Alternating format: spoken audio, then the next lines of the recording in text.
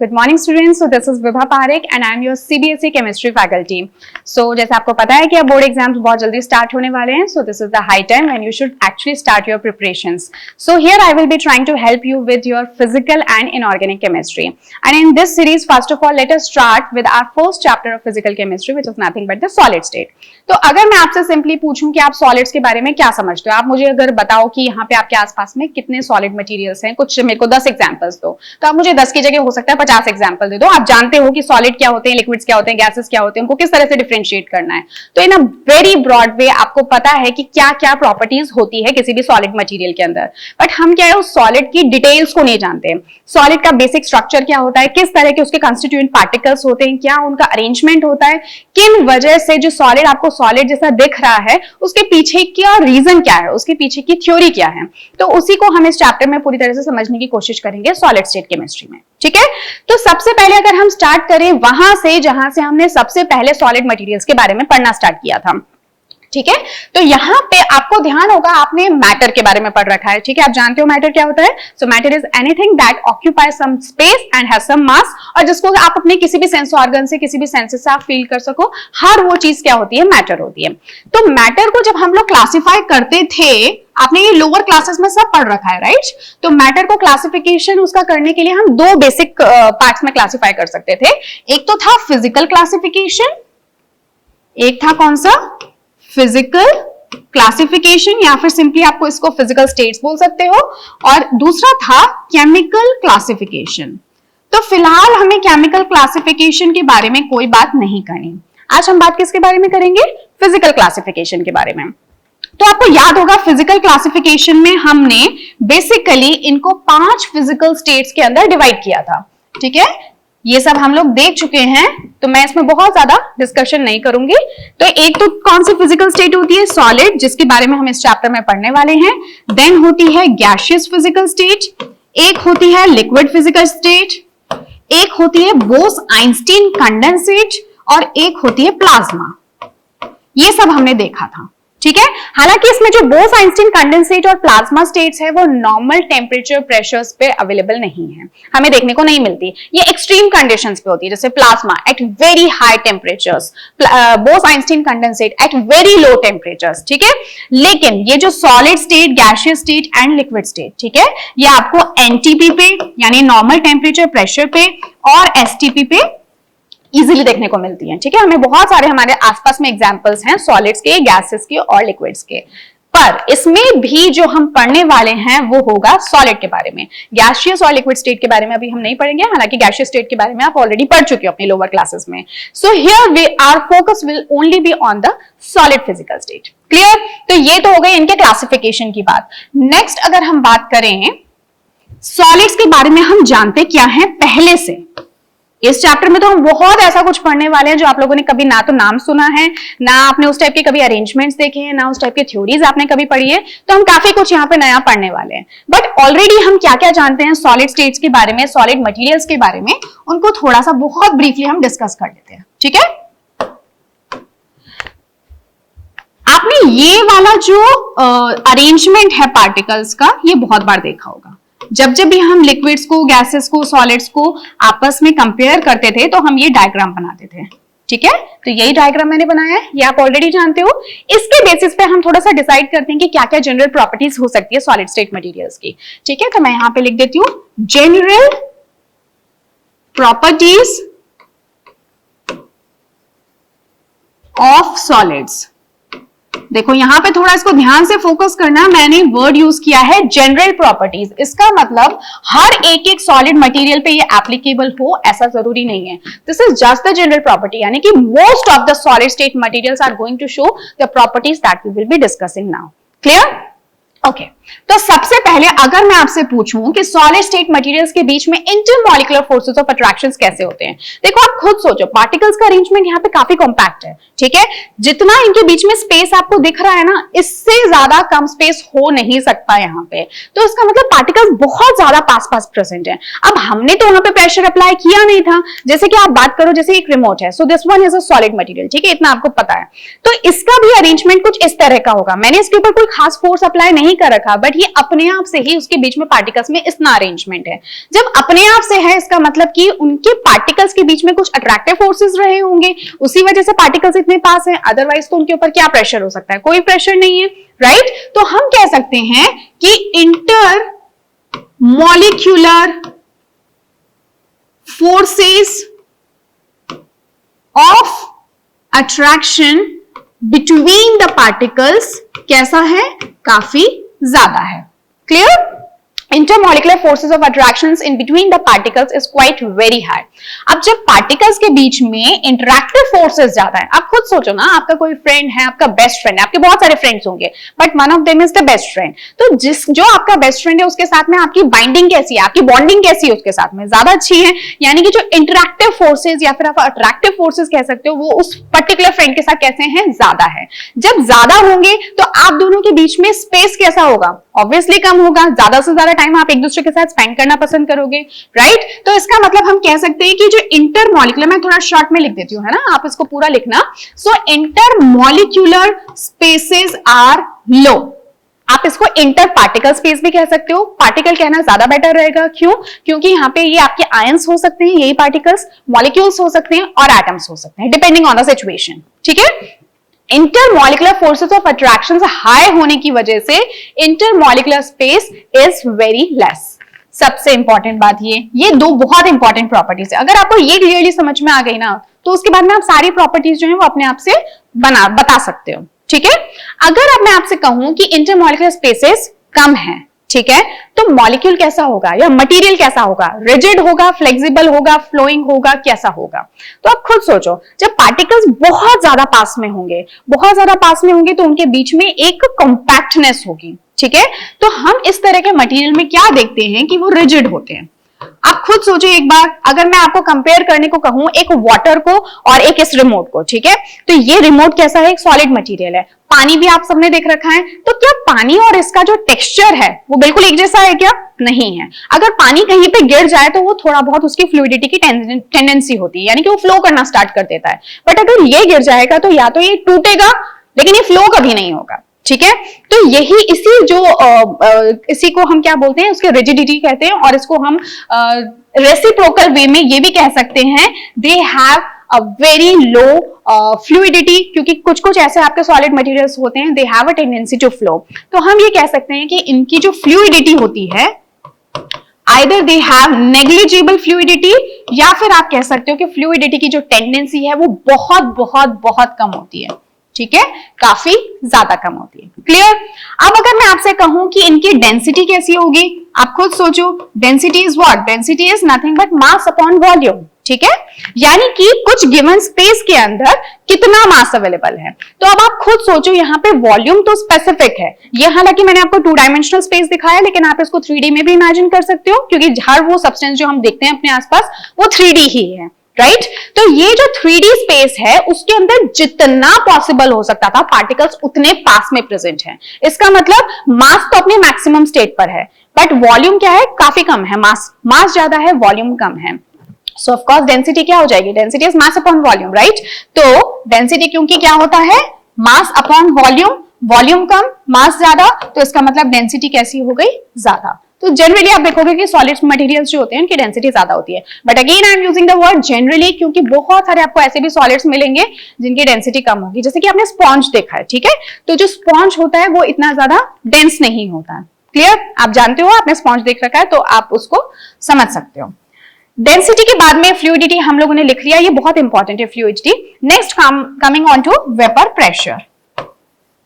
Vapour pressure, vapour pressure क्या चीज होती है? तो वेपर प्रेशर के बारे में आप जानते होंगे, vapour pressure is nothing but the pressure due to the vapours on the liquid surface. यानी अपने ही सोल्यूशन के या अपने ही लिक्विड सरफेस के ऊपर जो वेपर्स क्रिएट हो जाते हैं, उन वेपर्स की वजह से लिक्विड सरफेस पे कितना प्रेशर क्रिएट होता है। यानी कि आप इमेजिन करो कि आपका एक जो सॉलिड स्टेट मटेरियल है, ये किसमें कन्वर्ट हो चुका है? लिक्विड में। तो लिक्विड में कन्वर्ट होने के बाद में उसके कुछ वेपर्स बनेंगे, और उन वेपर्स की वजह से लिक्विड सरफेस पे कितना प्रेशर क्रिएट होगा, that we call as the vapour pressure. अब सॉलिड्स की इन जनरल टेंडेंसी लिक्विड्स में या वेपर्स में कन्वर्ट होने की नहीं होती है, सो दैट इज व्हाई इनका वेपर प्रेशर कैसा होगा? काफी लो होता है। ठीक है, क्लियर?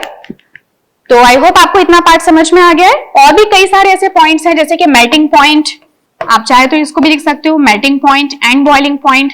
तो हम जनरली क्या देखते हैं कि जो मेल्टिंग एंड बॉइलिंग पॉइंट्स हैं इनके काफी हाई होते हैं और बहुत डेफिनेट होते हैं, ठीक है, और शार्प होते हैं। शार्प बोल सकते हो, डेफिनेट बोल सकते हो, ठीक है। पर ये भी हर जगह हर सॉलिड पे एप्लीकेबल ऐसा जरूरी नहीं है। आगे जो हम लोग कुछ टॉपिक्स पढ़ेंगे उसमें मैं आपको बताऊंगी कि कुछ ऐसे भी सॉलिड्स होते हैं जो एक रेंज में, एक टेम्परेचर रेंज में मेल्ट या फिर बॉइल होते हैं।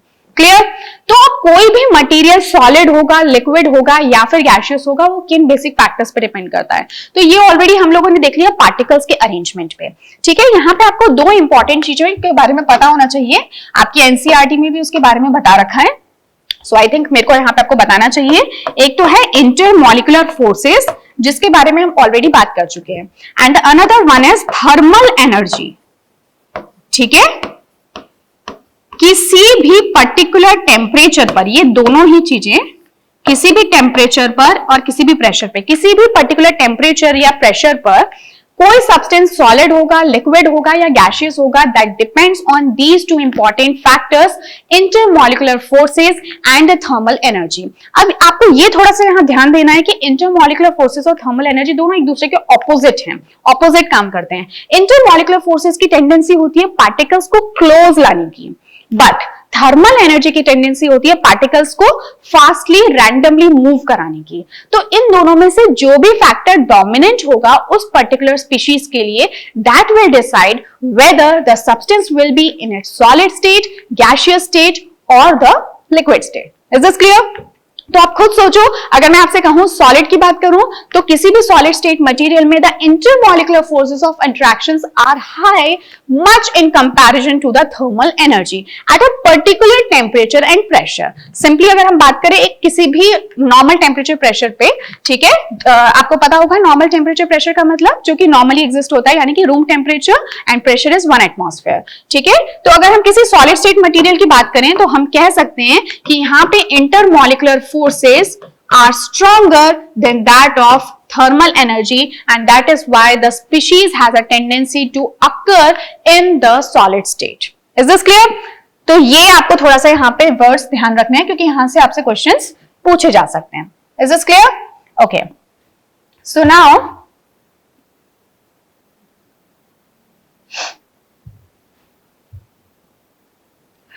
अब हम नेक्स्ट बात कर लेते हैं किसकी, क्लासिफिकेशंस की, ठीक है, टाइप्स ऑफ सॉलिड्स की, types of solids.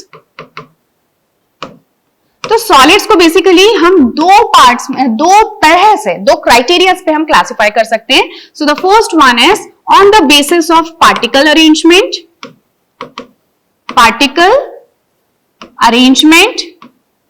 And the another criteria that we can choose to classify the solid state materials is based on their chemical composition. Chemical composition. Chemical composition. Clear? Then particles arrangement के basis पे again हम इनको दो parts में manifest कर सकते हैं. So what are those? So एक तो होता है crystalline solids और दूसरा होता है amorphous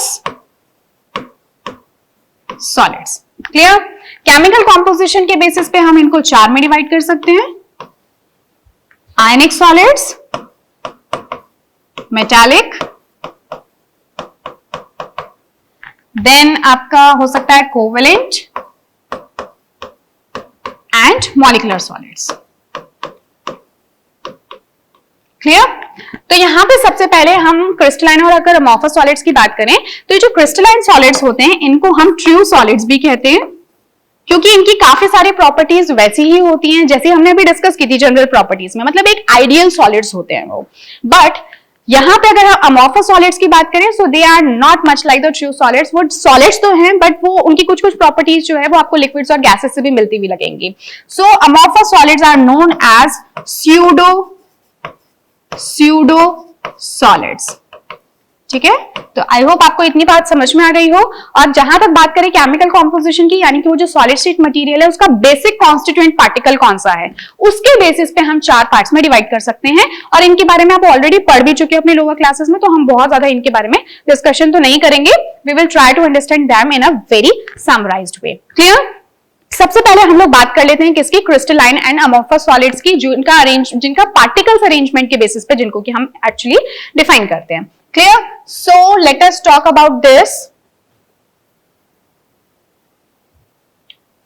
ओके, सो सबसे पहले हम बात कर लेते हैं on the basis of particles arrangement.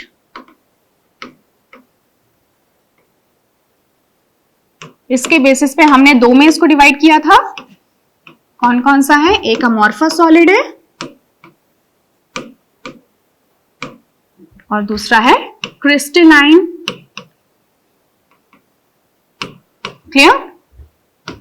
Okay, सबसे पहले मैंने आपको बताया कि क्रिस्टलाइन सॉलिड्स कैसे होते हैं, ट्रू सॉलिड्स होते हैं, यानी कि आइडियल जो सॉलिड की हमारे दिमाग में पिक्चर है वो सारी फुलफिल होती है क्रिस्टलाइन सॉलिड्स पे। अगर मैं आपसे एग्जांपल की बात करूं तो हम एक ऐसा एग्जांपल लेते हैं जो कि मतलब जिसका केमिकल कॉन्स्टिट्यूशन तो सेम ही है, but one of its form is actually amorphous and another form is the crystalline form. जैसे कि आपको पता है कैल्शियम कार्बोनेट, ठीक है, कैल्शियम कार्बोनेट जो आपका मार्बल होता है ना, that is also calcium carbonate. और जो आपकी चॉक होती है, ठीक है, तो वो जो चॉक है वो भी कैल्शियम कार्बोनेट ही होती है।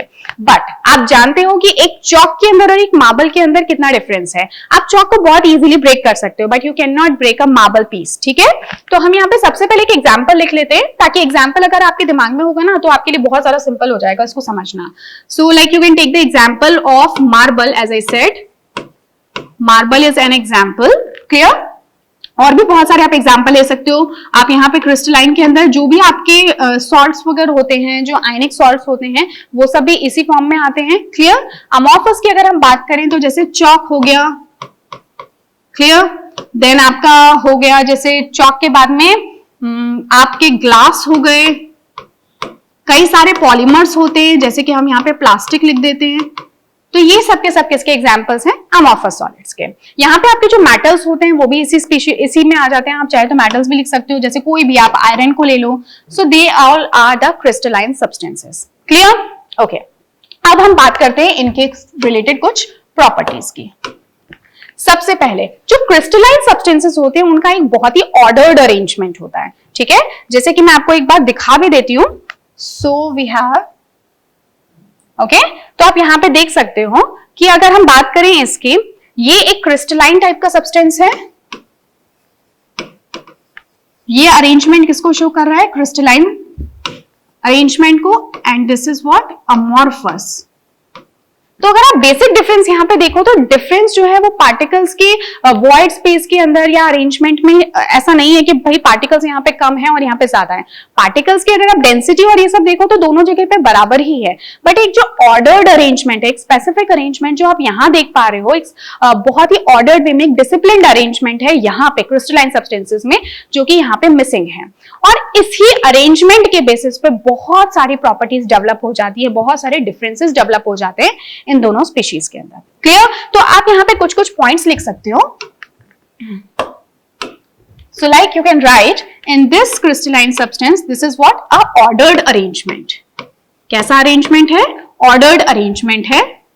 ठीक है, जबकि आप यहां पे देख रहे हो this is not so ordered या बहुत ही इनडिसिप्लिन अरेंजमेंट है। Okay, so you can write irregular arrangement। Clear? तो आई होप आपको ये तो बात समझ में आ गई होगी।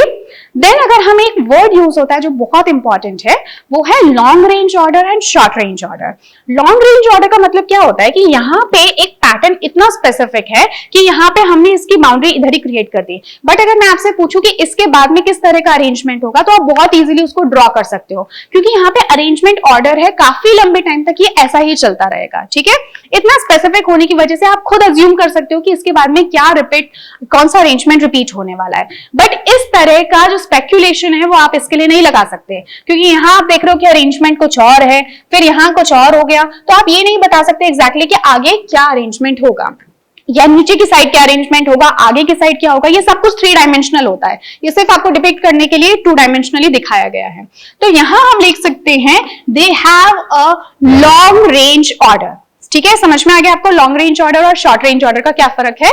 सो this is what we call as the long range order. काफी लॉन्ग रेंज तक ऑर्डर रिपीट रहता है। Clear? And there we see short range order. Clear? तो ये बहुत इंपॉर्टेंट पॉइंट है, यहां से आपसे कुछ क्वेश्चंस पूछे जा सकते हैं। ठीक है, 1 मार्क क्वेश्चन। देन यहां पे एक और एक टर्म आती है जो काफी इंपॉर्टेंट है, that is anisotropy and isotropy.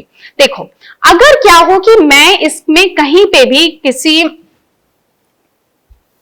अगर क्या हो कि मैं यहां पे कोई फिजिकल प्रॉपर्टी को स्टडी करूं 2 डिफरेंट डायरेक्शंस में। ठीक है, मान लो मैंने इस डायरेक्शन में देखा या कोई भी स्पेसिफिक मैंने 2 डायरेक्शंस लिए और मैंने वहां पे देखा कि जो कोई पर्टिकुलर प्रॉपर्टी, लाइक आप रिफ्रैक्टिव इंडेक्स की बात कर सकते हो, तो वो प्रॉपर्टी किस तरह से यहाँ पे डील करने वाली है। तो आप क्या देखोगे, क्योंकि यहाँ पे पार्टिकल्स का अरेंजमेंट कैसा है, ब्लू के बाद में रेड है, रेड के बाद में ब्लू है, देन अगेन ब्लू आ गया, फिर रेड। तो एक स्पेसिफिक अरेंजमेंट होता है एक स्पेसिफिक डायरेक्शन में। क्लियर? लेकिन यहां पे अगर मैं इस पर्टिकुलर लाइन से उसी फिजिकल प्रॉपर्टी को देखूं eight the same temperature and pressure, तो यहां पे अरेंजमेंट वैसा नहीं है जैसा अरेंजमेंट इधर था।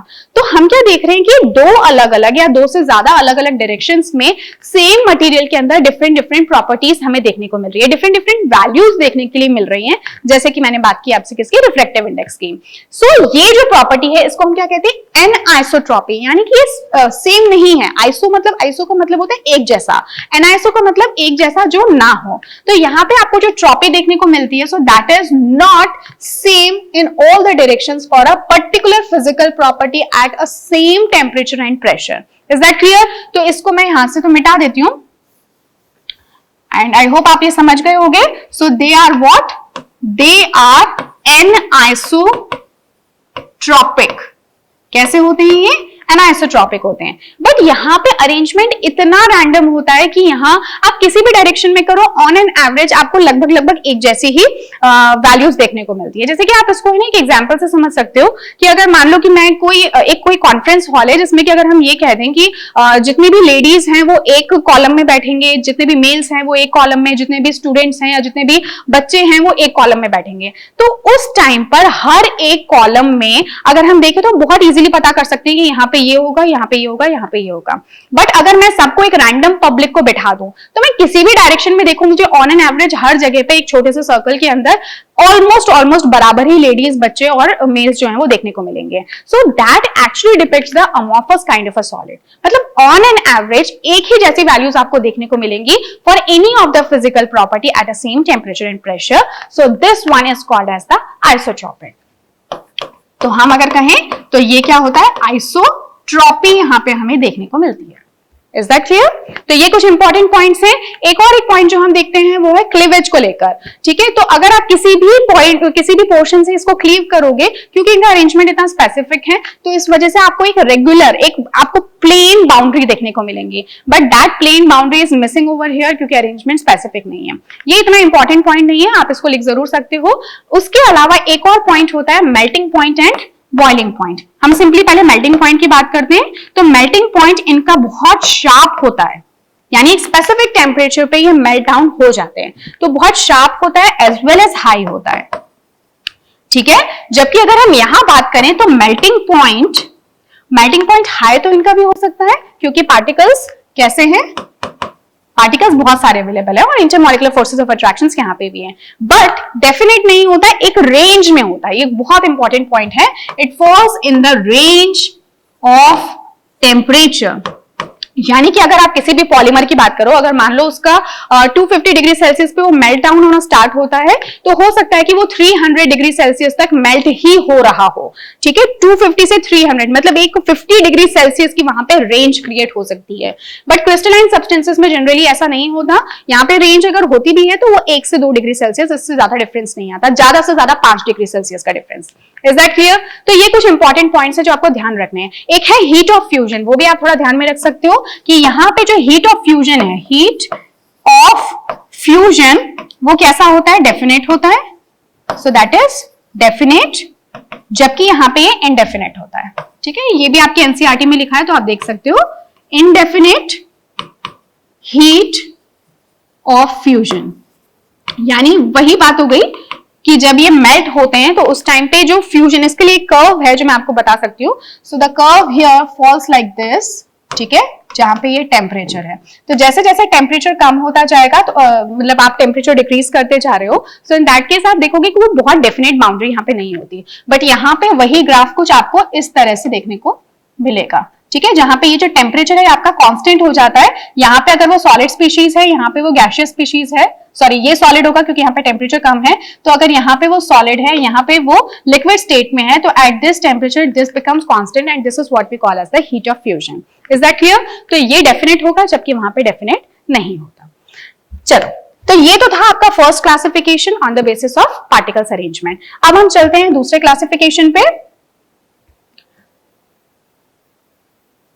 So the another one is what? On the basis of chemical composition. Chemical composition के बेसिस पे भी हमने 4 में डिवाइड किया था। इसके बारे में आप ऑलरेडी पहले पढ़ चुकी हो, तो इसलिए मैं आपको बहुत सारा डिटेल में नहीं बताऊंगी ये। So this is what the first one is ionic substances जो होते हैं, then metallic, then अगर हम बात करें यहाँ पे covalent, and finally molecular solids. सबसे पहले हम इनकी एग्जांपल्स लिख लेते हैं ताकि समझना थोड़ा ज्यादा आसान हो जाए। ठीक है, तो यहां पे अगर हम आयनिक सब्सटेंसेस की बात करें तो आप जानते हो जैसे कि NaCl है, MgCl2 है, ये सब किसको डिपिक्ट करते हैं? एक आयनिक सब्सटेंस को। मेटालिक की अगर हम बात करें, लाइक आयरन हो गया, कॉपर हो गया, कोई भी मेटल आप यहाँ पे चूज कर सकते हो। कोवेलेंट सॉलिड्स की अगर हम बात करें तो these are also called as the network solids, यानी ये कोवेलेंट बॉन्डिंग यहाँ पे प्रेजेंट है, बट ये मॉलिक्यूल्स नहीं होते। ये क्या होते हैं? एटम्स का अरेंजमेंट है जो कि काफी ज्यादा ह्यूज होता है, एक नेटवर्क होता है यहाँ पे। ठीक है, तो यहाँ पे आप एग्जाम्पल ले सकते हो like diamond, graphite is also an example. ठीक है, सिलिका इज एन एग्जाम्पल। तो ये सब कुछ एग्जांपल्स हैं। Then coming on to molecular solids, तो यहाँ पे हर वो स्पीशीज जो कि एक सिंपल छोटे छोटे मॉलिक्यूल्स के फॉर्म में एग्जिस्ट होती है, लाइक वाटर हो गया, CO2 हो गया। ठीक है, तो ये कुछ आपके एग्जांपल्स हैं जो यहाँ पे, और कोई भी जैसे I2, helium, so these are some of the examples. ठीक है, अब हम इनके प्रॉपर्टीज को डिस्कस करते हैं। सो लाइक आयनिक सॉलिड्स की अगर हम बात करें तो अगर मैं आपसे पूछूं कि यहाँ पे किस टाइप के इंटरैक्टिव फोर्सेस हैं, so there exist the electrostatic forces of attractions. ठीक है, आयनिक अट्रैक्शंस कह सकते हो या फिर electrostatic forces of attractions. Metallic में किस तरह की होते हैं? मेटालिक बॉन्डिंग होती है। आपको पता है कि यहाँ पे मेटल की केटायंस प्रेजेंट होते हैं और इलेक्ट्रॉन्स जो हैं, इलेक्ट्रॉन्स एक C की फॉर्म में प्रेजेंट होते हैं जो कि एक स्पीशीज से दूसरी स्पीशीज में ट्रेवल करते रहते हैं और इस वजह से वहां पे एक बॉन्डिंग क्रिएट होती है। So there we see the metallic bonding.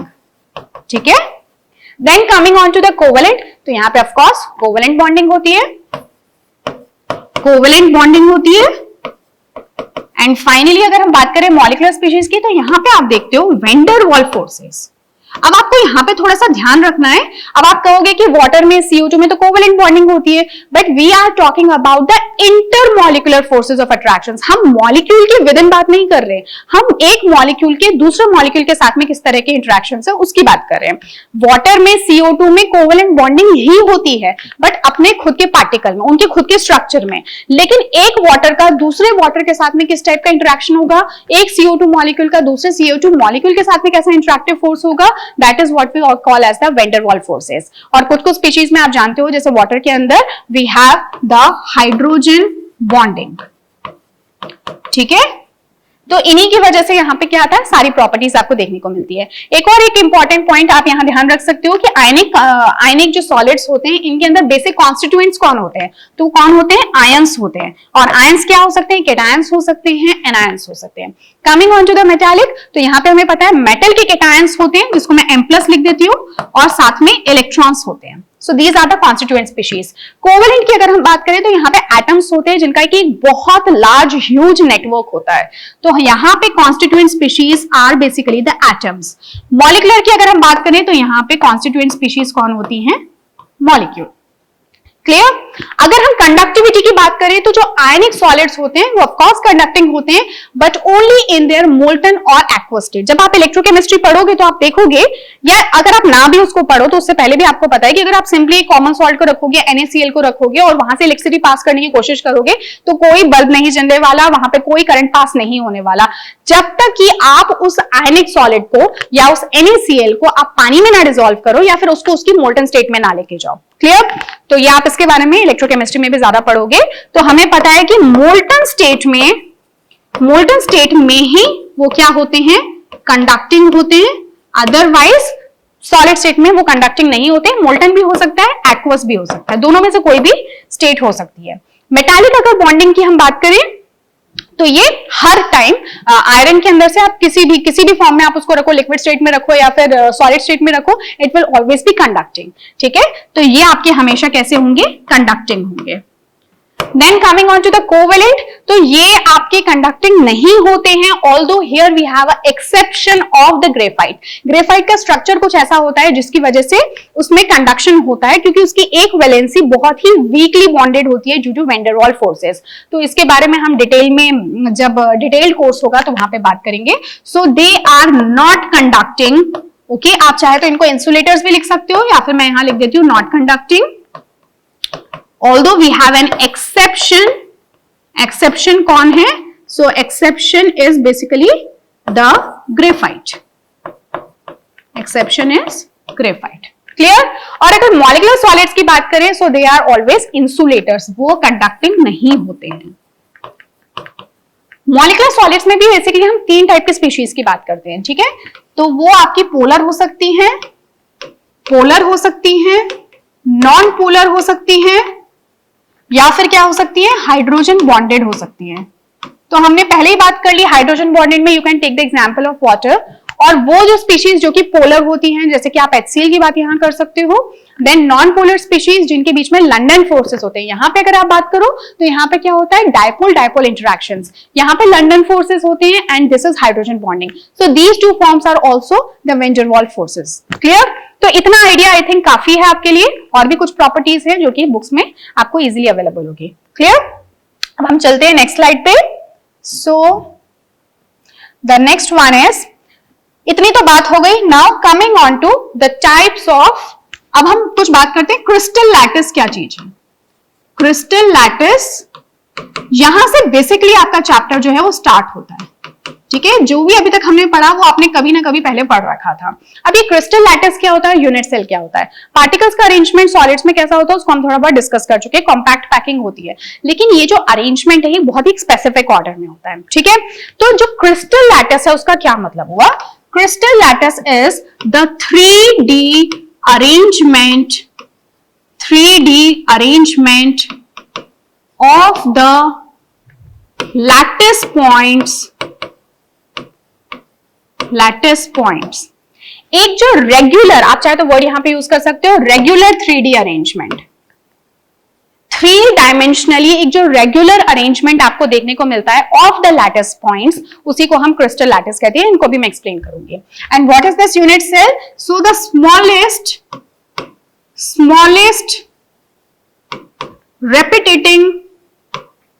repetiting unit of the crystal lattice।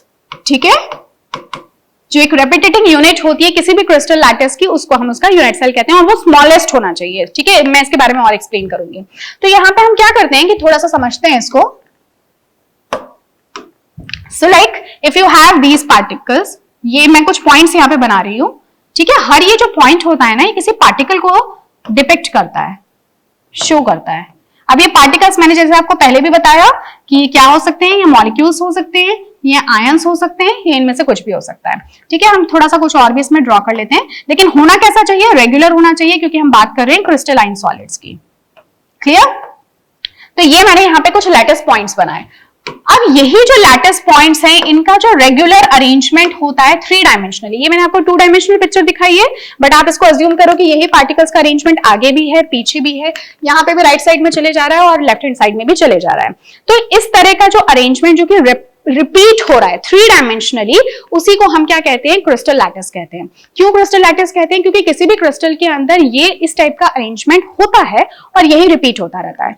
अब अगर हम बात करें कि ये जो पॉइंट्स हैं इनको क्या कहते हैं, तो आप चाहे तो लिख सकते हो यहाँ पे, so these are actually called as the lattice points. अब इनका सिग्निफिकेंस क्या है? सिग्निफिकेंस ये है कि जब आप इन अरेंजमेंट्स को क्या करते हो, इनको एक लाइन की हेल्प से ड्रॉ करना स्टार्ट करते हो, so you actually end up with a unit cell. ठीक है, जैसे कि यहाँ पे आप देख रहे हो कि इन्हीं लैटिस पॉइंट्स को जब मैंने आपस में एक दूसरे के साथ कनेक्ट किया तो एक यहाँ पे यूनिट सेल हमारे सामने निकल कर आया। ये जो यूनिट सेल होता है यही रिपीटेडली पूरे स्पेस में रिपीट होता रहता है कंटिन्यूअस वे में विदाउट एनी गैप, और उसकी वजह से पूरा का पूरा लैटिस तैयार होता है। Finally you have a object in your hand. Is this clear? तो इसलिए ये चीज हो गई। अब ये क्या होता है यूनिट सेल? तो unit cell smallest repeating unit होती है। ठीक है, स्मॉलेस्ट रिपीटेटिंग। यहां पे अगर आप बात करो इस लैटिस के अंदर, तो यही एक स्मॉलेस्ट पॉसिबल ऐसी यूनिट हो सकती थी जो कि अपने आप को रिपीट कर रही है। हालांकि इसके लिए कुछ क्राइटेरियाज होते हैं। किसी भी यूनिट सेल, कोई किसी को भी आप यूनिट सेल कहोगे, उसके लिए कुछ क्राइटेरिया होते हैं। क्या क्राइटेरिया होते हैं? That first of all this should be smallest, जो भी हम यूनिट, जिसको यूनिट सेल कह रहे हैं, वो स्मॉलेस्ट होना चाहिए, कॉन्टिन्यूअस होना चाहिए, कॉन्टिन्यूअस होना चाहिए, और क्या होना चाहिए? आइडेंटिकल होना चाहिए। क्लियर? स्मॉलेस्ट होना चाहिए, कॉन्टिन्यूअस होना चाहिए, आइडेंटिकल होना चाहिए। तो हम यहां देख रहे हैं कि ये स्मॉलेस्ट है। क्लियर? कॉन्टिन्यूअस होना चाहिए, यानी कि वो लगातार रिपीट करते रहे विदाउट एनी गैप। तो अगर मैं इसी अरेंजमेंट को यहां पे मैं थोड़ा सा डिफरेंट कलर से दिखा देती हूं, तो अगर इसी अरेंजमेंट को मान लो मैं यहां पे ड्रॉ करूं, तो मैं ऐसे ही कुछ अरेंजमेंट पे अगेन पहुंच जाऊंगी। क्लियर? अब आप क्या देख रहे हो, लेफ्ट हैंड साइड में एक और क्यूब बन के तैयार हो गया। इसी तरह से यही अरेंजमेंट हम आगे ऊपर भी कर सकते हैं। ठीक है, ऊपर भी बना सकते हैं, आप इसको पूरा ड्रॉ कर सकते हो अपने अकॉर्डिंग। यहाँ पे हम नीचे भी बना सकते हैं, आपको दिख ही रहा होगा, यहाँ पे तो मैंने लैटिस पॉइंट्स बना रखे हैं। So again we have a cube in our hand. तो पूरी तरफ से मैं जहां जहां इसको बनाऊंगी तो मेरे को एक यूनिट सेल मिलेगा। तो yes, it is smallest, it is continuous, क्योंकि कहीं पे कोई गैप नहीं आ रहा, वो सब एक दूसरे के साथ में बाउंड्री शेयर कर रहे हैं। And they should be identical, एक जैसे भी दिखने चाहिए। अब किसी भी यूनिट सेल को आप आइडेंटिकल कब कहोगे? तो आइडेंटिकल कहने के लिए भी हमें कुछ पैरामीटर्स की जरूरत होती है। ठीक है, वो पैरामीटर्स क्या होते हैं? एक तो होता है इंटरफेशियल एंगल्स और एक होती है लेंस। ठीक है, एक्सियल लेंस। तो यहां पे हम बता देते हैं एक्सियल लेंस और एक होता है इंटरफेशियल एंगल्स। ठीक है, जिसको हम किससे रिपीट करते हैं? जो ये एक्सियल लेंस हैं इनको हम ए, बी और सी से रिप्रेजेंट करते हैं, और इंटरफेशियल एंगल्स को हम अल्फा, बीटा एंड गामा से रिप्रेजेंट करते हैं। Is that clear? मैं आपको अभी थोड़ी देर में समझाती हूं कि ये सब क्या है, एबीसी। ओके, तो हम यहाँ पे एक स्लाइड और ले लेते हैं।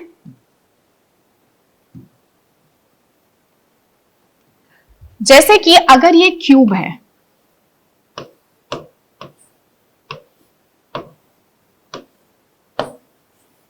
तो इस क्यूब में ये एक 3 डायमेंशनल स्ट्रक्चर है, यानी कि यहां पे कोई एक्स, वाई और जेड एक्सिस भी होंगे। ठीक है, यहां पे अगर मान लो इस एक्सिस को हम थोड़ा सा इस तरह से एक्सटेंड कर दें, और मान लो मैं इसको एक्स एक्सिस कह दूं, इसको वाई एक्सिस कह दूं और इसको जेड एक्सिस कह दूं। क्लियर? तो यहां पे जो एक्स एक्सिस पर उस क्यूब का जहां पे भी इंटरसेप्ट होगा, that we call as the A. ये कुछ स्पेसिफिक है, आपको उसको इसी तरह से याद करना होगा। इस पॉइंट को हम क्या कहेंगे? ए, यानी कि ये लेंथ जो एक्स एक्सिस पे है इस क्यूब की, दैट इज इक्वल टू ए। जो वाई एक्सिस पे है वो बी के इक्वल है, एंड जो जेड एक्सिस पे है वो सी के इक्वल है। क्लियर? अब ए और बी के बीच का जो एंगल होता है उसको हम कहते हैं गामा। इसको आप अपने हिसाब से चेंज नहीं कर सकते, ये कुछ स्पेसिफिक है, तो आपको इनको इसी तरह से याद करना है।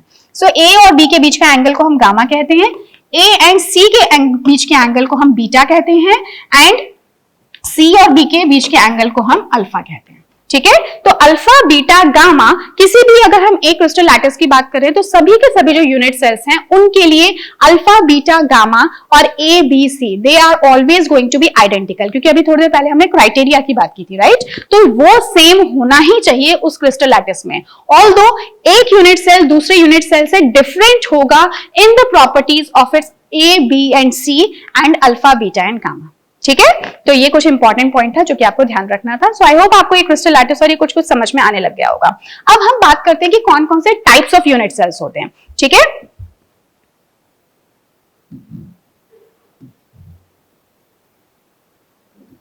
So like types of unit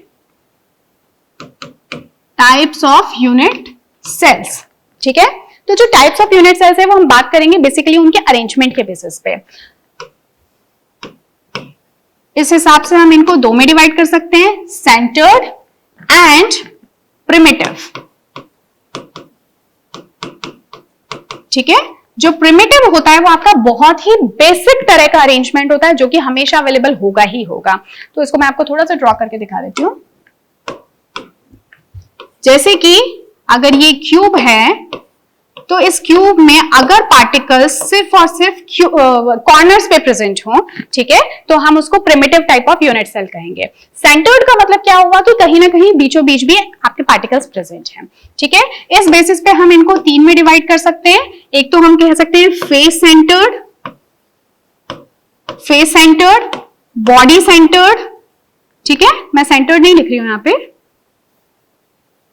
face centred, body centred and and centred.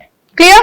अब यहां पे मैंने एग्जांपल हालांकि क्यूब का लिया है because this is the simplest one, ये सबसे ज्यादा सिमेट्रिक यूनिट सेल होता है तो हम इससे ही बताते हैं, बट ऐसा कोई जरूरी नहीं है। इस तरह के जो अरेंजमेंट्स है वो आप किसी भी यूनिट सेल में शो कर सकते हो, बट क्योंकि ये सबसे सिंपलेस्ट है इसलिए हम इसको क्यूब में शो करते हैं। क्लियर? अब इसमें भी थोड़ा सा हम इसको ड्रॉ करके देख लेते हैं कि कैसे कैसे पार्टिकल्स का अरेंजमेंट होगा। तो ये इसका एक क्यूब है,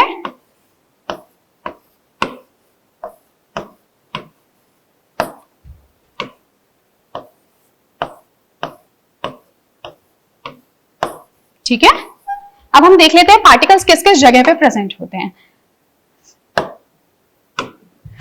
सबसे पहले बात करें प्रिमिटिव की, तो मैंने कहा है इस टाइप का अरेंजमेंट हर जगह प्रेजेंट होता है, सभी यूनिट सेल्स में प्रेजेंट होगा। सो बेसिकली आप क्या देख रहे हो कि पार्टिकल्स अगर सिर्फ कॉर्नर्स पर वर्टेक्स पे प्रेजेंट हो then that is been called as the primitive type of unit cell. ये सिर्फ और सिर्फ क्यूब के लिए एप्लीकेबल नहीं है, किसी भी यूनिट सेल के लिए एप्लीकेबल है, लेकिन क्योंकि सिंपलेस्ट है तो हम क्यूब में इसको शो कर रहे हैं।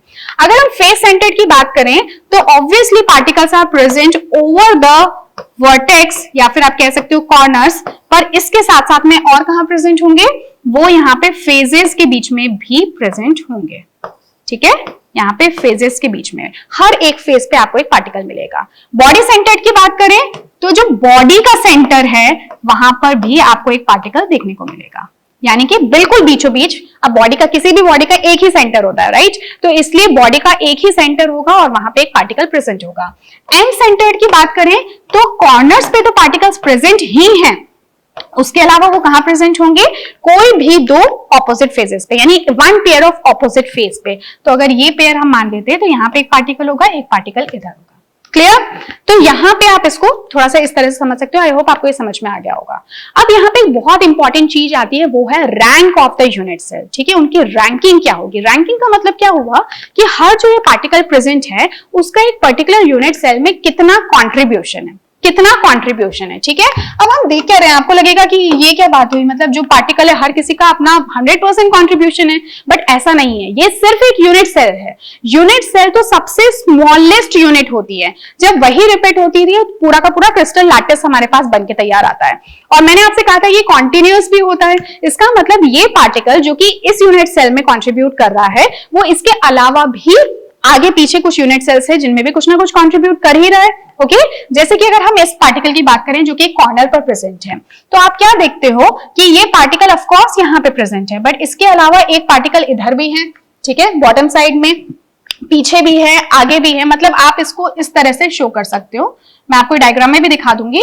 तो आप ये क्या देख रहे हो कि मैंने इसको 3 डायमेंशनली थोड़ा दिखाया है। सो यहाँ पे बिल्कुल इसी की जैसी एक आइडेंटिकल यूनिट सेल यहाँ प्रेजेंट होगी, एक पीछे की साइड प्रेजेंट होगी, एक इसके पीछे होगी और 4 इसी तरह से ऊपर होगी। तो कुल मिला के एक पार्टिकल 8 यूनिट सेल्स के बीच में कंट्रीब्यूट करता है। तो हर एक पार्टिकल का कंट्रीब्यूशन कितना हो गया, 1/8। Is that clear? अब इस तरह के कितने पार्टिकल्स यहाँ पे प्रेजेंट हैं, तो देखो 8 पार्टिकल्स, क्योंकि 8 कॉर्नर्स हैं। So we can write it as 8 into 1/8, यानी कि कितना हो गया, इन 8 पार्टिकल्स का सिर्फ एक 1 पार्टिकल जितना कॉन्ट्रीब्यूशन है। This is what I mean to say. Clear? तो इसकी रैंक ये हो गई। अब अगर हम बात करें सेंटर्ड की, तो देखो 8 पार्टिकल्स का तो हम ऑलरेडी निकाल चुके हैं जो कि कॉर्नर्स पे प्रेजेंट है, so that is equal to 1। पर उसके अलावा पार्टिकल्स कहां पे प्रेजेंट है? फेजेस पे भी प्रेजेंट है, और ये आधा नीचे कंट्रीब्यूट कर रहा है और आधा ऊपर कंट्रीब्यूट कर रहा है। इस तरह के कितने पार्टिकल्स हैं? So since we have 6 faces, तो इस तरह के कितने पार्टिकल्स हो गए? 6 पार्टिकल्स, और हर एक का कंट्रीब्यूशन सिर्फ 1/2 का है। क्लियर? तो ये कितना हो जाएगा? कट के 3 हो जाएगा। 3 + 1 इज इक्वल टू 4। क्लियर? तो इन सभी पार्टिकल्स का मिला के सिर्फ 4 एटम्स जितना या 4 पार्टिकल्स जितना कंट्रीब्यूशन है। यहां पे अगर हम देखें तो हम ऑलरेडी 1 निकाल चुके हैं, प्लस कितना हो गया? एक पार्टिकल जो 100% कंट्रीब्यूशन दे रहा है इस यूनिट सेल को, so that is equal to 1 यानी कि 2। क्लियर? और इसी तरह से अगर हम एंड सेंटर्ड की बात करें तो 1 हम ऑलरेडी निकाल चुके हैं कॉर्नर पार्टिकल्स के लिए, प्लस उसके साथ में 2 पार्टिकल्स ऐसे हैं जो कि फेजेस पे प्रेजेंट हैं। अब इन दोनों का कितना कितना कंट्रीब्यूशन है एक यूनिट सेल के लिए? 1/2। और ऐसे 2 पार्टिकल्स हैं, so we can write it as 1/2 into 2। Clear? तो ये कितना आ गया? ये भी आ गया 2। अब अगर मैं आपसे कहूं कि इनको आप एक ऑर्डर्ड वे में, उनके इंक्रीजिंग या डिक्रीजिंग ऑर्डर में इनको अरेंज करो पार्टिकल्स के बेसिस पे, देखो ये बहुत इंपॉर्टेंट है। ये इंपॉर्टेंट इसलिए है क्योंकि अगर आप ये पता कर सको, सबके लिए मैंने वॉल्यूम स्पेसिफिक रखा है, तो एक स्पेसिफिक वॉल्यूम में किसका कितना ज्यादा कंट्रीब्यूशन है। यहाँ पे 4 एटम्स जितना कंट्रीब्यूशन है, यहाँ पे 2, यहाँ पे 2 और यहाँ पे 1। क्लियर? तो अगर मैं आपको एक इंक्रीजिंग ऑर्डर में या डिक्रीजिंग ऑर्डर में उनको अरेंज करने के लिए कहूं on the basis of their density, आप इसको डेंसिटी के बेसिस पे भी समझ सकते हो, बट अगर हम आगे पैकिंग एफिशिएंसी पढ़ेंगे, डेंसिटी पढ़ेंगे, तो ये सारी चीजें कहीं ना कहीं इससे ही मिलती जुलती हैं। तो अगर मैं आपसे कहूं per unit cell contribution, per unit cell contribution के बेसिस पर अगर आप इनको अरेंज करो, तो कैसे अरेंज करोगे? तो सबसे ज्यादा आप देख रहे हो कि एफसीसी का कंट्रीब्यूशन है एक यूनिट सेल में, देन बीसीसी का, और इन दोनों का ईसीसी का भी इक्वल है। ओके, एंड देन एससीसी, हम इसको एससीसी लिख देते हैं यानी कि simple cubic unit cell, but मैं आपको यहाँ पे बता दूं क्योंकि हम क्यूब की बात करें, so we are using the word FCC यानी कि face centred cubic unit cell. लेकिन अगर आप किसी और सेल के लिए बात करते हो, किसी और यूनिट सेल के लिए बात करते हो, तो आप उसको एफसीसी नहीं लिखोगे, आप उसको फेस सेंटर्ड बोलोगे, ठीक है, ना कि face centred cubic unit cell. This is only to depict a cubic unit cell. Clear? So I hope ये आपको ध्यान है, and this is also called as the rank of the unit cell. तो कई बार क्वेश्चन जो है वो यहां से पूछ लिए जाते हैं। Is that clear? ओके, तो अब हम मूव करते हैं हमारी नेक्स्ट स्लाइड पे। सो हियर यहां पे ओके, ये हम ऑलरेडी डिस्कस कर चुके हैं। Then coming on to this slide, तो यहां पे आप क्या देख रहे हो कि ये एक अरेंजमेंट है पार्टिकल का। यहां पे स्मॉलेस्ट यूनिट कौन सी है? तो स्मॉलेस्ट यूनिट आप इजीली देख सकते हो, this is the smallest unit. तो ये पूरा का पूरा एक यूनिट सेल नहीं है, सिर्फ जो स्मॉलेस्ट ब्लॉक है वही एक यूनिट सेल कहलाएगा। So this one is the unit cell. Clear? अगर यहां पे हम देखें, अगर कोई पार्टिकल मान लो कहां प्रेजेंट हो, इस जगह पे, तो ये कितने पार्टिकल्स के साथ में? 4 तो ऊपर इस तरह के यूनिट सेल्स हैं और 4 ही नीचे हैं, तो टोटल हो गए 8। यानी हर वो एटम जो कि इस जगह पे प्रेजेंट है उसका कितना कंट्रीब्यूशन हो गया? 1/8 contribution.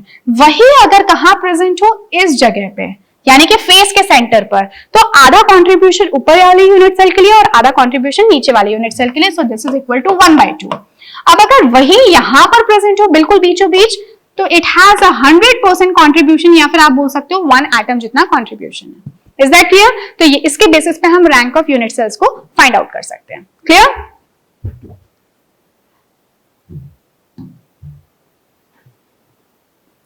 So coming on to the next part, ठीक है, अब हम बात कर लेते हैं ब्रेविस लैटिसेस की और यूनिट सेल्स की। तो यूनिट सेल्स क्या होते हैं ये तो हम डिस्कस कर चुके हैं। अब यूनिट सेल्स जो हैं उनको हम कितने तरह के यूनिट सेल्स होते हैं, तो मैंने आपको भी थोड़ी देर पहले एक्सियल एंगल्स और एक्सियल लेंथ, या फिर इसी को इंटरफेशियल एंगल्स भी कह सकते हैं, या फिर एक्सियल लेंथ कह सकते हैं। So this actually represents to the axial length. So this is what? Axial length, and this one is axial angle, जिसके बारे में हम बात की थी। यानी कि यूनिट सेल के अंदर अल्फा, बीटा और गामा किस तरह का है और ए, बी, सी किस तरह का है, उसके बेसिस पे हम उनको 7 यूनिट सेल्स के अंदर डिवाइड कर सकते हैं। क्लियर? तो ये कौन कौन से होते हैं, इनको हम क्रिस्टल सिस्टम्स भी कहते हैं. So here we see cubic, tetragonal, orthorhombic, rhombohedral, trigonal, इसको ही ट्राइगोनल भी बोलते हैं, then hexagonal, monoclinic and triclinic. Clear? तो इसके लिए एक शॉर्ट ट्रिक आप यूज कर सकते हो उसको याद करने के लिए, क्योंकि कई बार यहां से डायरेक्टली क्वेश्चंस पूछ लिए जाते हैं, बहुत ही सिंपल क्वेश्चंस होते हैं.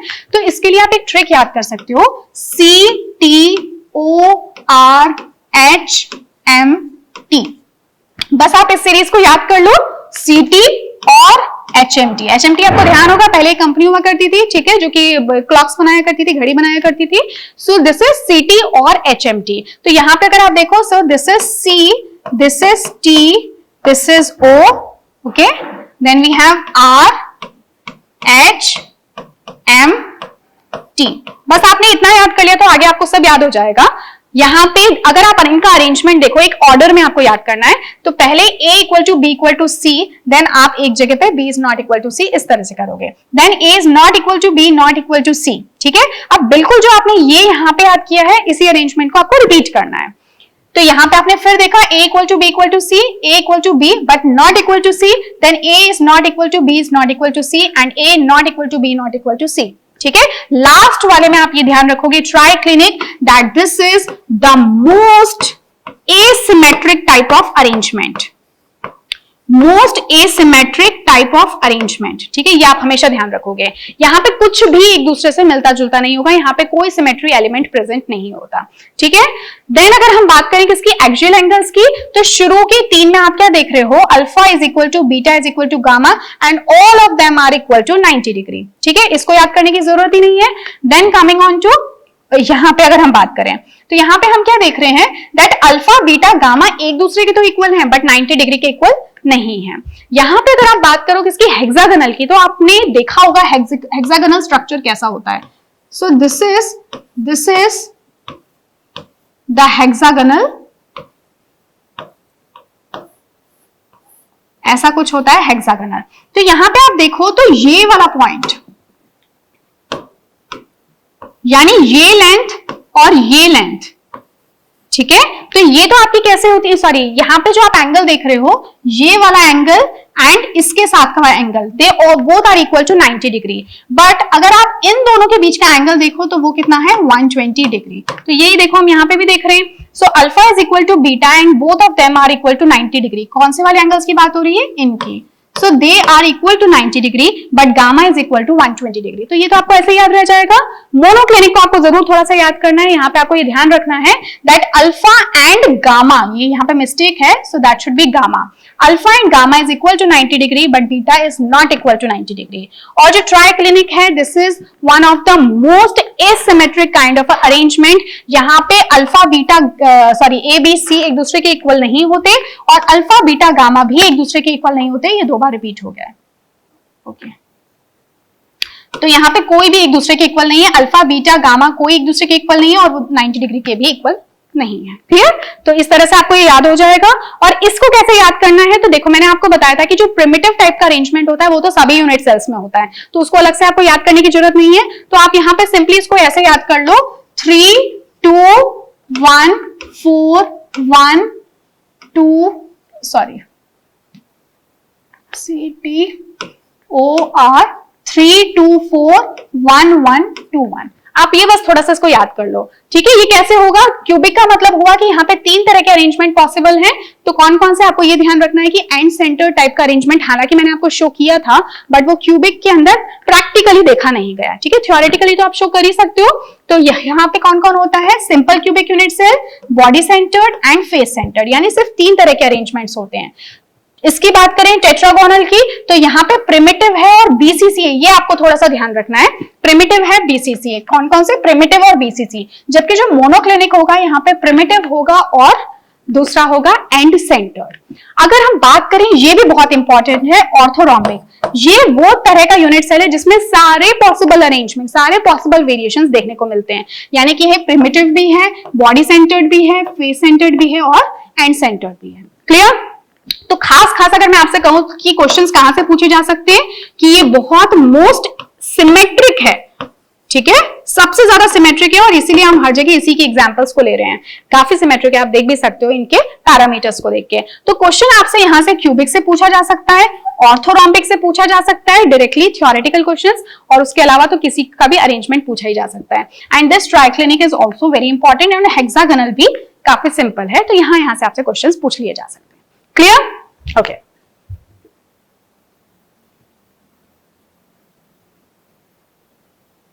Now coming on to their structures, तो यहाँ पे देखो मैंने आपको स्ट्रक्चर्स दिखा रखे हैं, इसको एक बार देख लेते हैं। हालांकि हम इसके बारे में ऑलरेडी बात कर चुके हैं। तो यहाँ पे क्यूबिक लैटिस के जो 3 पॉसिबल वेरिएशंस हैं उनको दिखाया गया है, ठीक है। जो इनमें से एक प्रिमिटिव है या फिर सिंपल भी कहते हैं, इसको मैं एससीसी बोल देते हैं, इसको हम बीसीसी बोल सकते हैं और इसको हम एफसीसी बोल सकते हैं। बस आपको ध्यान ये रखना है कि क्यूबिक के अंदर ईसीसी डज नॉट एग्जिस्ट। हमने उसको पढ़ा था क्योंकि थ्योरेटिकली आप शो कर सकते हो, बट प्रैक्टिकली ऐसा कोई एग्जाम्पल अभी तक हमें दिखा नहीं है, ठीक है। इसी तरह से टेट्रागोनल के यहाँ पे 2 वेरिएशंस दिखाए हैं, primitive and body centred. Then orthorhombic के 4 पॉसिबल जो भी वेरिएशंस है उनको दिखाया गया है। तो अगर आप यहाँ देखो तो प्रिमिटिव में सिर्फ कॉर्नर्स पे पार्टिकल्स हैं, एंड सेंटर्ड में यहाँ पे और यहाँ पे भी 2 पार्टिकल्स प्रेजेंट हैं। बॉडी सेंटर्ड में आप देख रहे हो कि सिर्फ बॉडी के सेंटर में प्लस कॉर्नर्स पे है, एंड फेस सेंटर्ड पे सभी फेजेस पे प्लस कॉर्नर्स पे तो हमेशा ही होगा, ठीक है। Then the next one is monoclinic. तो मोनोक्लिनिक में मैंने आपको बताया था, आपको ध्यान रखना है कि एक तो प्रिमिटिव है ही है और दूसरा बॉडी सेंटर्ड नहीं होता, एंड सेंटर्ड होता है। क्लियर? सो आई होप आपको इतना पार्ट सब समझ में आ गया होगा। अब हम थोड़े से क्वेश्चंस देख लेते हैं, और क्वेश्चन देखने से पहले एक और चीज मैं आपको बता देती हूँ कि जो हमने एफसीसी, बीसीसी और सिंपल यूनिट सेल्स की बात की है, किसके अंदर? क्यूब के अंदर। जब भी मैं वर्ड यूज करूंगी एफसीसी, बीसीसी, ईसीसी, इस तरह की चीजें, तो आपको ध्यान रखना है कि हम क्यूबिक यूनिट सेल्स की बात कर रहे हैं, ठीक है। तो इस तरह का सेल, यूनिट सेल जो कि क्यूबिक होता है, यहाँ पे 3 पॉसिबल वेरिएशंस होते हैं, इनके बारे में हमने बात की। एक तो कौन है?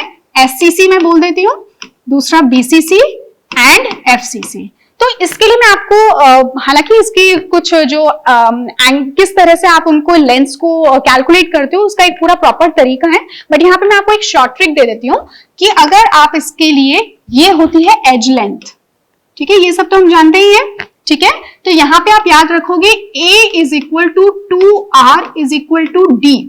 कई बार यहां से डायरेक्ट क्वेश्चंस आ जाते हैं, तो आपको बार बार इसके लिए मेहनत ना करनी पड़े, इसलिए मैं आपको बता रही हूँ। बीसीसी के लिए आप याद रखोगे √3A is equal to 4R is equal to 2D। And FCC के लिए आप ध्यान रखोगे √2A is equal to 4R equal to 2D। अब आप सोचोगे क्या क्या चीजें हैं, तो A तो मैंने आपको बता दिया, एज लेंथ, ठीक है। R की अगर हम बात करें तो R आपको पता है यहाँ पे पार्टिकल्स प्रेजेंट हैं, और वो पार्टिकल्स इतने दूर दूर नहीं है जितना हम शो कर रहे हैं। वो पार्टिकल्स किस तरह से हैं? इस तरह से प्रेजेंट है, एक दूसरे के बिल्कुल क्लोज, ठीक है। एक पीछे होगा, एक इधर की साइड, एक इधर की साइड, और एक यहाँ पे। तो पार्टिकल्स इतने पास पास में हैं। तो ये जो इनका रेडियस है इस पार्टिकल का और इस पार्टिकल का ये रेडियस, इसी को हम R कह रहे हैं। यानी कि ये जो लेंथ है इसको हम क्या बोल रहे हैं? R। और दोनों को मिला के, इन दोनों पार्टिकल्स के बीच को अगर आप इनके रेडियसेस को मिलाओगे, अगर सेम ही टाइप के पार्टिकल हैं, so that would be equal to D। ये तो हम जानते हैं डायमीटर, ठीक है। तो ये आपको थोड़ा सा ध्यान रखना है, यहां से डायरेक्टली क्वेश्चंस पूछ लिए जाते हैं। क्लियर? तो मैं आपको थोड़े से क्वेश्चंस, किस तरह से क्वेश्चंस आते हैं, बहुत सिंपल क्वेश्चंस आते हैं सॉलिड स्टेट से, उनको डिस्कस कर लेते हैं। सबसे पहले the first question we have is arrange simple cubic BCC, FCC, यहाँ पे SCC की बात कर रहे हैं, ठीक है। BCC and FCC lattice and decreasing order of the fraction of unoccupied space, ठीक है। वो स्पेस जो कि अनऑक्यूपाइड है, जहां पे वॉइड्स प्रेजेंट होते हैं, उनके बेसिस पे। तो हम क्या कह सकते हैं इसको? Empty space. तो जो एम्प्टी स्पेस है उसके बेसिस पे हमें इनको अरेंज करना है। तो सबसे ज्यादा एम्प्टी स्पेस किसमें था? तो हमने देखा था SCC के अंदर, जहां पे पार्टिकल सिर्फ कॉर्नर्स पे प्रेजेंट है, वहां पे सबसे ज्यादा एम्प्टी स्पेस है। देन किसमें होगा? BCC में होगा, एंड देन फाइनली किसमें होगा? FCC में। क्योंकि यहाँ पे आपने रैंक भी देखी थी, यहाँ पे 1 एटम जितना कंट्रीब्यूशन था सभी पार्टिकल्स का, यहाँ पे 2 एटम्स जितना या 2 पार्टिकल्स जितना, और यहाँ पे 4 पार्टिकल्स जितना कंट्रीब्यूशन हमने देखा था on the basis of the rank of cubic unit cell. Clear? Okay, so now the next one is arrange the cubic unit cell according to the edge length in FCC, BCC and primitive type of unit cell। अब ये क्या question है? तो देखो, अगर ये मान लो आपका एक क्यूबिक यूनिट सेल है, तो क्यूबिक यूनिट सेल में ये लेंथ हम इसको कहते हैं a, ठीक है। पर ये जो a की वैल्यू है वो BCC के अंदर कुछ अलग होगी, FCC में कुछ अलग होगी और सिंपल क्यूबिक में अलग होगी। रीजन बीइंग क्योंकि यहाँ पे पार्टिकल अगर सिर्फ कॉर्नर्स पे प्रेजेंट है तो ऑफ कोर्स पार्टिकल्स कैसे होंगे, एक दूसरे के पास होंगे। जब FCC में फेस के सेंटर पर भी पार्टिकल आ जाएगा तो कुछ ना कुछ तो डिफरेंस आएगा, थोड़े से पार्टिकल्स दूर दूर हो जाएंगे। और BCC में जब बॉडी के सेंटर में एक पार्टिकल आएगा तब भी थोड़ा सा स्पेस क्रिएट हो जाएगा। तो ये a की वैल्यू, हालांकि इसको हम एज लेंथ कहते हैं, पर ये a की वैल्यू BCC में अलग होगी, FCC में अलग होगी और सिंपल क्यूबिक में अलग होगी। तो आपसे ये पूछा है कि किस केस में एज लेंथ की वैल्यू सबसे ज्यादा होगी, आपको एक ऑर्डर में बताना है। तो ऑफ कोर्स हम देखते हैं किसी भी तरह का इस टाइप का क्वेश्चन अगर ऑर्डर का पूछ लिया जाए on the basis of the edge length या फिर बॉडी डायगोनल या फिर फेस डायगोनल, आपको हमेशा ध्यान रखना है कि FCC में सबसे ज्यादा लेंथ होगी एज की, देन BCC एंड सबसे कम होगी किसके अंदर, SCC, जिसको कि आप क्या कह सकते हो, प्रिमिटिव या फिर simple cubic unit cell. Clear? Okay, now the next one is calculate the number of atoms per unit cell when the unit cell have the lattice atom at each corner। ठीक है, अब देखो आपको क्या क्या given है, अगर आपको क्या बताना है यहाँ पे, आपको टोटल नंबर ऑफ एटम्स कितने होंगे उस यूनिट सेल में ये बताना है। तो उसको हम थोड़ा सा ड्रॉ कर लेते हैं। इसको मैं आपसे कहूंगी कि आप हमेशा ड्रॉ करके करो तो ज्यादा बेटर है, ठीक है। और पार्टिकल्स कहां कहां प्रेजेंट है ये हम देख लेते हैं। सो लाइक इन्होंने सबसे पहले आपसे कहा है कि एटम्स एट ईच कॉर्नर, कहां कहां प्रेजेंट है, हर एक कॉर्नर पर एक एटम है। तो हमें पता है एक क्यूब के अंदर कितने कॉर्नर्स होते हैं, वी हैव 8 कॉर्नर्स, यानी कि हर कॉर्नर पे एक पार्टिकल हो गया। Eight the centre of each face, her face के बीच में भी एक कॉर्नर है। तो 6 फेजेस होती है, ठीक है। तो 6 फेजेस के बीच में कितने हो गए, 6 पार्टिकल्स हो गए। And 1 lattice point at the centre of each edge, हर एक एज के बीच में भी एक पार्टिकल प्रेजेंट है। तो कितनी एजेस होती है, तो देखो ये टोटल 12 एजेस होती हैं। तो बस आप 12 बना लो हर एज सेंटर पे, ठीक है। सो आई होप मैंने सभी एजेस को कवर कर लिया है। तो ये इतने पार्टिकल्स आपके इसके अंदर प्रेजेंट है। अब आपको बताना है कि टोटल नंबर ऑफ पार्टिकल्स कितने हुए। तो हमें पता है जो कॉर्नर्स पे प्रेजेंट होते हैं उनका 1/8 कॉन्ट्रीब्यूशन होता है, ठीक है। जो फेस पे प्रेजेंट होते हैं उनका 1/2 कॉन्ट्रीब्यूशन होता है, और जो एजेस पे प्रेजेंट होते हैं उनका आप थोड़ा सा इमेजिन करके देखना, हालांकि हमने इसके लिए बात नहीं की थी, बट 4 बॉटम में यूनिट सेल्स हैं, 4 ऊपर है, तो एज तो सिर्फ 4 से ही कॉन्ट्रीब्यूट हो रहा है। So that would be equal to 1/4। Clear? अब इस तरह के कितने कितने पार्टिकल्स प्रेजेंट हैं, तो कॉर्नर्स पे कितने पार्टिकल हैं, मल्टीप्लाई बाय 8 कर देते हैं हम, मल्टीप्लाई बाय 8। और फेस सेंटर्स कितने प्रेजेंट हैं, तो 6 होते हैं, सो मल्टीप्लाई बाय 6। और इस तरह की एजेस कितनी है, मैंने आपको बताया था 12 है। अब आप बस इन सबको क्या कर लो, मल्टीप्लाई कर लो। तो ये तो हमारा 1 निकल कर आई क्या, and this is equal to 3, और ये भी कितना हो गया 3। तो टोटल एटम्स कितने हो गए, 7 एटम्स पर यूनिट सेल। इस यूनिट सेल के अंदर टोटल कितने एटम्स का कॉन्ट्रीब्यूशन हो गया, 7। क्लियर? तो इस तरह के क्वेश्चंस आपसे पूछ लिए जाएंगे। Then find out the stoichiometry of the unit cell. आपको एक कोई फॉर्मूला, एक क्रिस्टल लैटिस है, उसका आपको स्टोइशियोमेट्री बतानी है, ठीक है, जिसमें कि ये बताया गया है कि ए पार्टिकल 7 कॉर्नर्स पे है। अगेन मैंने जैसे आपसे कहा हमेशा इसको थोड़ा सा ड्रॉ करके देख लो, ज्यादा टाइम नहीं लगता इसमें। तो पार्टिकल्स कहां कहां प्रेजेंट है, ए पार्टिकल्स आपके 7 कॉर्नर्स पे हैं, इसको आप ध्यान रखना। तो जैसे 1 2 3 4 5 6 7 पर तो आपके ए पार्टिकल्स, मैं साथ साथ लिखते भी जाती हूं। तो ये कितना हो गया, हर कॉर्नर पार्टिकल का 1/8 कॉन्ट्रीब्यूशन होता है, so that is equal to 7। Then B lies at the remaining corner, कितने कॉर्नर बचे, एक ही कॉर्नर बचा, so let's call this as the B. तो बी कितना ऊपर हो गया, 1/8, और सिर्फ एक ही कॉर्नर तो बचा, तो इसलिए हो गया 1। And C lies at the body centre, तो ये मैंने मान लो इसको कह दिया बॉडी सेंटर, ठीक है। तो सी आपका कहां पे आ गया, बॉडी सेंटर पे, जिसका 1 जितना कंट्रीब्यूशन होता है, 100% कंट्रीब्यूशन होता है। तो ये तो हो गया आपका 7/8, ये हो गया आपका 1/8, और ये हो गया 1। अब आपको जब भी स्टोइशियोमेट्री निकालनी होती है, आपने पढ़ रखा है पहले भी, किस तरह से निकालते हैं हम उसको कैसे निकालते हैं, कुछ ऐसे ABC इस तरह से लिख लेते हैं, है ना।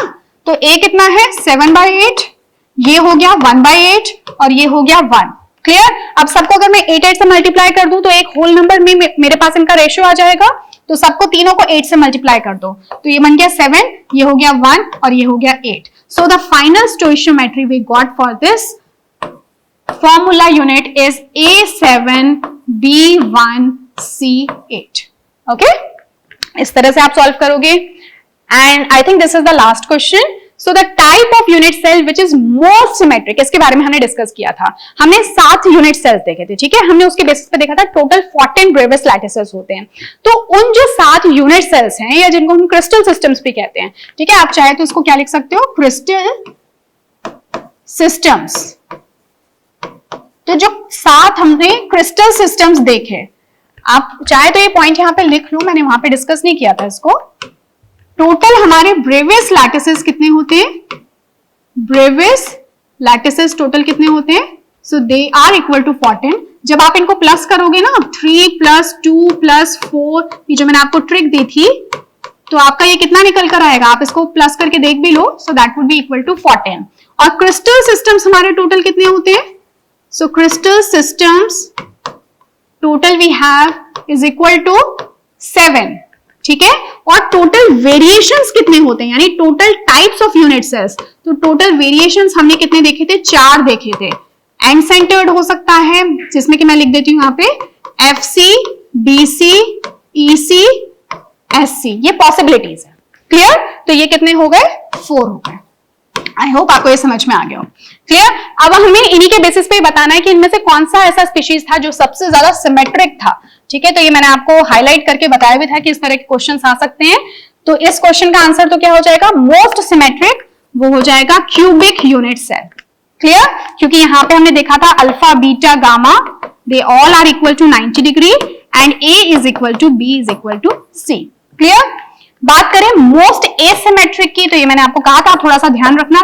लास्ट वाला है ये ट्राइक्लिनिक. इसके अंदर कोई भी सिमेट्री एलिमेंट प्रेजेंट नहीं होता, जबकि क्यूबिक यूनिट सेल के अंदर 23 सिमेट्री एलिमेंट्स प्रेजेंट होते हैं, which has all the possible variations of the unit cell. यानी कि उसके अंदर ये चारों टाइप के पॉसिबल वेरिएशंस होते हैं. तो वो हमने कौन सा देखा था, वो हमने देखा था ऑर्थोरोम्बिक, राइट. तो इसमें आपका आंसर हो जाएगा ऑर्थोरोम्बिक. क्लियर. तो इस तरह के कुछ क्वेश्चंस आपसे पूछे जा सकते हैं. अभी हमने चैप्टर पूरा कंप्लीट नहीं किया है, ये मैंने आपको एक बेसिक आइडिया दिया है, और इस चैप्टर का जो बेसिक आप जिसको हमें आगे बढ़ाना है, जिसके बारे में हमें और स्टडी करना है, उसका मैंने कुछ आपको ग्लिम्स दिया है यहाँ पे, ठीक है. तो इसी चैप्टर को हम कंटिन्यू करेंगे may be in our next class, and there we will be discussing about the close packing density and packing efficiency, which is one of the most important part of this chapter. उसमें से maximum numerical questions पूछे जाते हैं. तो the next class is very very important, और इस class से generally या तो क्वेश्चंस इस तरह से पूछे जाएंगे, या फिर थ्योरेटिकल क्वेश्चंस की स्यूडो सॉलिड्स क्या होते हैं, सुपर कूल्ड लिक्विड्स क्या होते हैं, अमॉर्फस और क्रिस्टलाइन सॉलिड्स में क्या डिफरेंसेस होते हैं, इस तरह के theoretical questions. Okay, so I hope आपको ये समझ में आ गया होगा. So we will continue this chapter may be in our next class. Till then take care of yourself.